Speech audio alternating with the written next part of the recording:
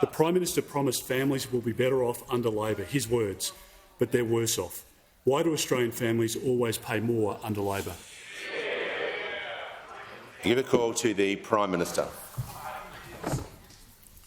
Thanks, Mr. Speaker. Well, Australians are paying the price for a decade of Liberal and National governments. The Leader of the Opposition has asked his question. Of a decade Order. of denial, the Prime Minister will pause. A decade. The Prime Minister has the call. Had no economic plan.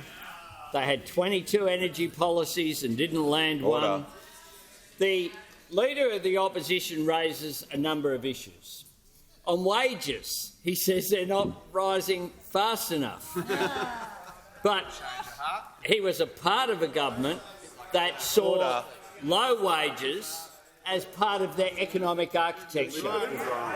It wasn't bad luck, it was bad policy. Bad policy.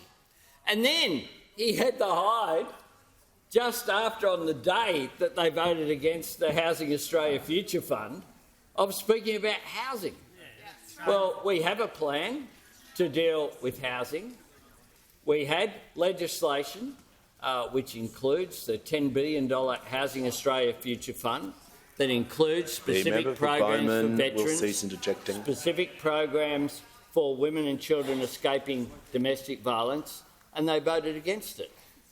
And if you look at the comments of the Reserve Bank Governor, he has spoken very clearly about supply chain issues and pressures as being a major cause of inflation in this country, and yet they've indicated they're going to vote against the National Reconstruction Fund. Order. A program that will assist business going forward. Now, we on this side will stand up for Australian jobs and we'll stand up for Australian families, which is why we have a plan that came in on January 1 that's already making a difference for cheaper medicines. The first decrease in the price of medicines in 75 years since, once again, a former Labor government, it's only Labor governments that do the big reforms, introduced the PBS. And then we have cheaper childcare comes in on July 1. We've got fee-free TAFE, 180,000 places in areas of skill shortage, taking pressure off the cost, but also at the same time helping to fill those skill shortages and those supply chain issues.